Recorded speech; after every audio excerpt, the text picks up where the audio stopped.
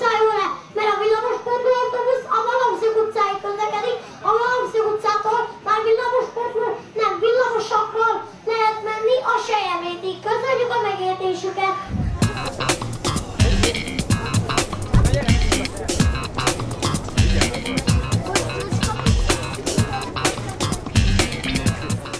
Már régóta szerettem volna Miskolcra lekerülni, mert érdekel a tömegközlekedés. Főleg most a miskolciakra szálltam rá, a miskolci buszokra, és hát ez a nyílt nap is pont most jött szünetbe, úgyhogy gondoltam, eljövök.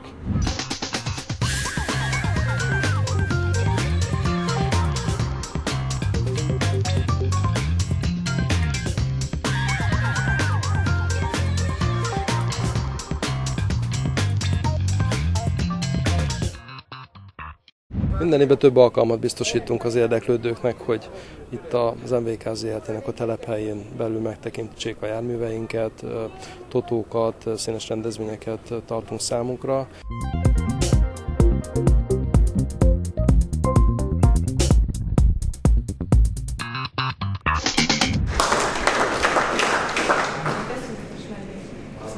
Igen, tehát Dánielnek lehetősége lesz arra, hogy autóbusszal, tesztvezetésen vegyen részt itt a telephelyen belül. Gratulálok Önöknek, hogy nyertétek ezt a vezetési lehetőséget. Itt a telephelyünkön most lehetőség nyílik arra, hogy a csuklós járműveink közül, amelyik szimpatikusabb, amelyiket választhatok, egy pár kört itt tudjatok vele megtenni. Kicsit lehetőség nyílik arra, hogy a csoportvezetők segítségével egy picit betekintsetek abba, hogy milyen könnyű is, illetve milyen nehéz is egy autóbuszt vezetni.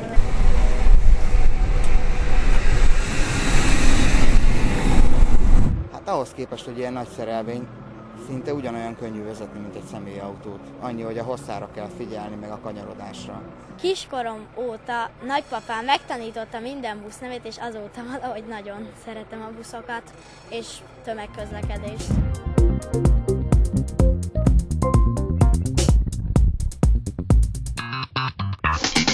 Mindig vannak érdeklődők, most is voltak érdeklődők, vannak érdeklődők, egyre többen tekintik meg a járműveket. Ugye most talán már nem annyira újdonság, de azért még mindig nagyon nagy érdeklődésre számot tartóak a veterán járműveink, az Ikarus 31-es, a 620-as járművek. Az idén azt gondolom, hogy az egyik újdonság az volt, hogy itt versenyeztek az Ikarus 31-es és 620-as járművek, egy gyorsulási versenyen vettek részt.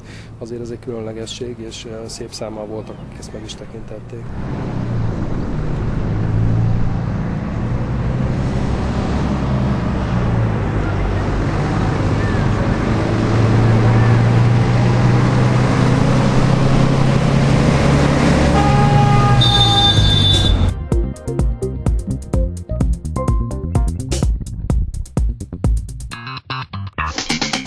Megmondom őszintén, igen, minden közlekedéssel kapcsolatos dolog érdekel, és olvastam az interneten ezt a lehetőséget. Budapesten is, ha van ilyen, vagy bárhol máshol, nagyon szívesen eljövök. Villamosokat, autóbuszokat, általában közlekedéssel. Ha van vasúttal kapcsolatos, azt is szívesen megnézem. De itt inkább a két régi Ikarus, ami érdekesség számomra. Már tavaly is és az idén is a Zöld Nyíl tevékenyen részt vesz az MVK Zrt. Nyílt napján, hiszen amióta a kivitelezés zajlik a városban, mindenütt jelen vagyunk, nem lehet a Zöld Nyíllal nem találkozni napi szinten.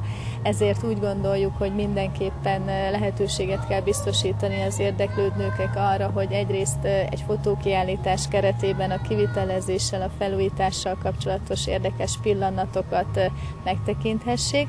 Másrészt mi magunk is szeretjük tesztelni azt, hogy a lakosok, az utasok mennyire vannak tisztában a projekttel kapcsolatos információkkal, ezért egy Zöld Nyíl képestotót állítottunk össze, amelynek a nyertese egy emléksíndarabot vihet haza. És akkor most jön a 13 pontosunk, igen, köszönöm szépen, aki pedig nem más, mint Király Zsolt. Nyereménye ez a síndarab, ez a dísz síndarab, amely a Miskolci villamospálya belvárosi szakaszából származik. Gratulálunk is tényleg. Köszönöm szépen. Szép eredményt. Egy kötetlen beszélgetést is szerveztünk az érdeklődők számára, ahol mind a kivitelezéssel, a forgalomtechnikai kialakításokkal és egyáltalán a projekttel kapcsolatban lehet kérdéseket feltenni, észrevételeket tenni. Ezen kívül pedig természetesen a projekt Kabala figurájával, a Nil Nullal is lehet találkozni az alkalommal.